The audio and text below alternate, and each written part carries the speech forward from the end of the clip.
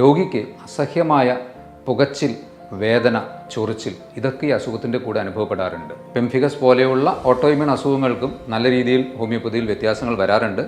മറ്റ് ഏതൊരു അസുഖത്തെ മാനേജ് ചെയ്യുന്നതും പോലെ തന്നെ ഈ ഒരു അസുഖത്തിനും പ്രധാനമായിട്ടുള്ളത് ഭക്ഷണക്രമം തന്നെയാണ്. ഹലോ ഫ്രണ്ട്സ്, വളരെ റെയറായിട്ടുള്ള ഒരു അസുഖം, അതിനെക്കുറിച്ച് പറയാനാണ് ഇന്ന് ഈ വീഡിയോ ചെയ്യുന്നത്. Familial benign Hailey pemphigus. Pemphigus എന്ന ഒരു ഓട്ടോ ഇമ്മ്യൂൺ അസുഖമുണ്ട്. അത് കുറച്ചുകൂടി കോമൺ ആണ്. എന്നാൽ ഇത് ശരിക്കും പറഞ്ഞാൽ ഒരു ഓട്ടോസോമൽ ഡോമിനൻ്റ് അസുഖമായിട്ടാണ് പറയുന്നത്. ATP2C1 എന്ന നമ്മുടെ ഒരു ജീനിലുള്ള മ്യൂട്ടേഷൻ കാരണം വരുന്ന ഒരു സ്കിൻ അസുഖമാണ് ഹെയ്ലി പെംഫിഗസ് എന്നുള്ളത്. ഈ അസുഖത്തെക്കുറിച്ച് ഇന്ന് പറയാൻ കാരണം റെയറായിട്ടൊരു അസുഖമാണെന്നുള്ളത് കൊണ്ടും ഈ അടുത്ത് അത്തരത്തിലുള്ള ഏകദേശം 15-18 വർഷമായിട്ട് ഈ ഒരു അസുഖം മൂലം ബുദ്ധിമുട്ട് അനുഭവിക്കുന്ന ഒരു വ്യക്തിയെ ട്രീറ്റ് ചെയ്യാനും അത് നല്ല രീതിയിൽ മാറുന്നതിനുമുള്ള ഒരു അവസരമുണ്ടായി. അപ്പോൾ അതിൻ്റെ ആ ഒരു ട്രീറ്റ്മെൻറ്റ് പ്രോട്ടോക്കോളും അതുമായി റിലേറ്റഡ് ആയിട്ടുള്ള പിക്ചേഴ്സും ഒക്കെ ഞാൻ ഇതിൻ്റെ കൂടെ പറയാം. അതുകൊണ്ടാണ് ഈ ഒരു ഹെയ്ലി എന്ന അസുഖത്തെക്കുറിച്ചൊന്ന് പറയാനുള്ള കാരണം. ഇത് സാധാരണ പെംഫിഗസ് പോലെ തന്നെ നമ്മുടെ സ്കിന്നിൻ്റെ കോശങ്ങളായ കെരാറ്റിനോസൈറ്റ്സിനെ തമ്മിൽ യോജിപ്പിച്ച് നിർത്തുന്ന ഒരു പ്രോട്ടീൻ്റെ വ്യതിയാനങ്ങൾ അല്ലെങ്കിൽ ഡെഫിഷ്യൻസി മൂലം ആ ഒരു ഗ്ലൂയിങ് എഫക്റ്റ് അല്ലെങ്കിൽ ചേർത്ത് നിർത്തുന്ന എഫക്റ്റ് കുറയുന്നത് മൂലം അക്കാന്തോലൈസിസ് എന്ന ഒരു പ്രതിഭാസം സംഭവിക്കുന്നു. അതായത് ഈ സ്കിൻ കോശങ്ങളുടെ ഇടയിൽ സ്പ്ലിറ്റുകൾ ഉണ്ടായി അവിടെ കുമിളകൾ പോലെ രൂപപ്പെട്ട് അത് പഴുത്ത് ദീർഘകാലം അല്ലെങ്കിൽ കാലാകാലം അത് നമ്മുടെ ബുദ്ധിമുട്ടിക്കുന്ന ഒരവസ്ഥയിൽ നിലനിൽക്കുന്നു. അതാണ് ഈ അസുഖത്തിൻ്റെ പ്രത്യേകത. പെംഫിഗസും സമാനമായിട്ടുള്ള ഒരു ഓട്ടോഇമ്യൂൺ അസുഖമാണ്. അതിലും ഇതുപോലെ തന്നെ കുമിളകൾ പോലെ വന്ന് പൊട്ടി പഴുത്ത് അവിടെ സ്കാർസ് രൂപപ്പെടുകയാണ് ചെയ്യുന്നത്. എന്നാൽ ഇത് ഓട്ടോഇമ്യൂൺ അസുഖമല്ല എന്നുള്ളതാണ് ഇതിൻ്റെ വ്യത്യാസം. പെംഫിഗസ് പോലെയുള്ള ഓട്ടോഇമ്യൂൺ അസുഖങ്ങൾക്കും നല്ല രീതിയിൽ ഹോമിയോപ്പതിയിൽ വ്യത്യാസങ്ങൾ വരാറുണ്ട്. ഇതൊരു റെയർ അസുഖമായതുകൊണ്ടാണ് ഇതിനെക്കുറിച്ച് പ്രത്യേകിച്ച് പറയുന്നത്. ഈ ഒരു അസുഖത്തിൻ്റെ ലക്ഷണങ്ങൾ നോക്കുകയാണെങ്കിൽ കൂടുതലായും നമ്മുടെ സ്കിൻ ഫോൾസ്, അതായത് മടക്കുകളുണ്ടല്ലോ, അതായത് കഴുത്ത്, കക്ഷം, മാരടങ്ങളുടെ താഴെ, ഗ്രോയിൻസ്, ഇവിടെയൊക്കെയാണ് പ്രാഥമികമായിട്ട് ഇത് കാണുന്നതെങ്കിലും കാലക്രമേണ ഇത് മറ്റ് സ്ഥലങ്ങളിലേക്ക് വ്യാപിക്കുകയും കുറച്ച് കഴിയുമ്പോൾ സ്കിൻ കട്ടിയാവുകയും സ്കിന്നിൻ്റെ കോശങ്ങൾ അല്ലെങ്കിൽ മേൽപ്പാളികൾ സ്ഥിരമായി ഇളകിപ്പോരുകയും ചെയ്യുന്നു. ഇതുകൂടാതെ രോഗിക്ക് അസഹ്യമായ പുകച്ചിൽ, വേദന, ചൊറിച്ചിൽ ഇതൊക്കെ ഈ അസുഖത്തിൻ്റെ കൂടെ അനുഭവപ്പെടാറുണ്ട്. പലപ്പോഴും അടിസ്ഥാനപരമായ നമ്മുടെ ചർമ്മത്തിൻ്റെ ഇൻറ്റഗ്രിറ്റി അല്ലെങ്കിൽ ഇമ്മ്യൂൺ ഫങ്ഷൻ നഷ്ടപ്പെടുന്നത് മൂലം സെക്കൻഡറി ഇൻഫെക്ഷൻ വരികയും വീണ്ടും അമിതമായി പൊട്ടി പഴുത്ത് ഒലിക്കുന്ന അവസ്ഥയും ഉണ്ടാകാറുണ്ട്.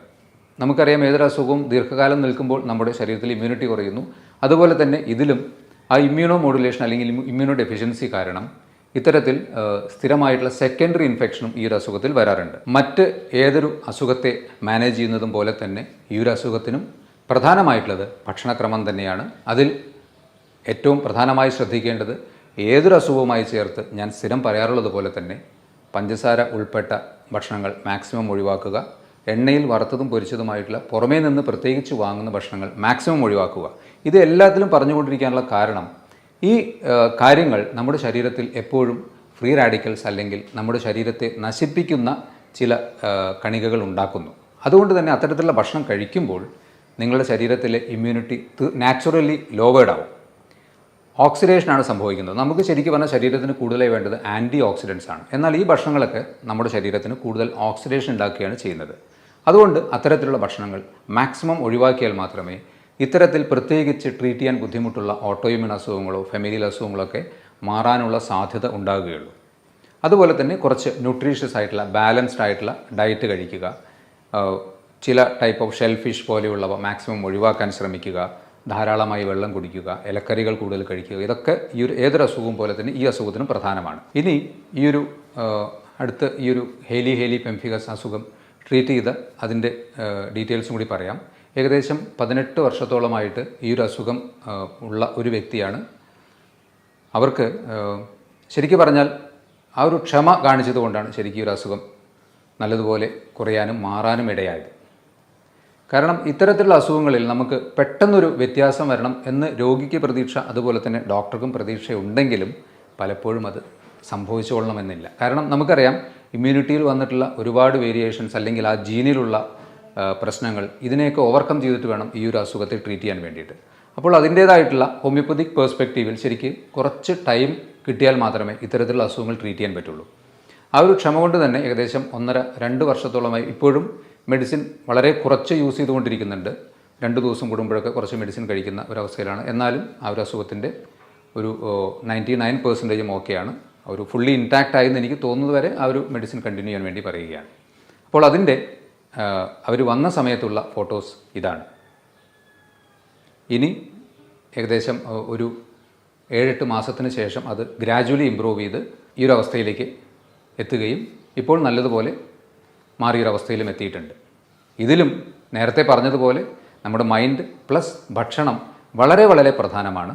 അത്തരത്തിൽ എല്ലാം കൂടി സംയോജിപ്പിച്ച് കൊണ്ടുപോവുകയാണെങ്കിൽ ഇത്തരത്തിലുള്ള അസുഖങ്ങളെ നമുക്ക് മാറ്റാൻ കഴിയുകയുള്ളൂ. ഇതുപോലെ ഉള്ള അസുഖങ്ങൾ അല്ലെങ്കിൽ ഓട്ടോഇമ്യൂൺ അസുഖങ്ങളൊക്കെ ഉള്ള നിങ്ങളുടെ സുഹൃത്തുക്കളോ ഫ്രണ്ട്സൊക്കെ ഉണ്ടെങ്കിൽ അവർക്ക് വേണ്ടി കൂടി ഈ ഒരു വീഡിയോ ഷെയർ ചെയ്യുക. ഇതുപോലെ മറ്റൊരു ഹെൽത്ത് ടോപ്പിക്കുമായി വീണ്ടും കാണാം. ബൈ.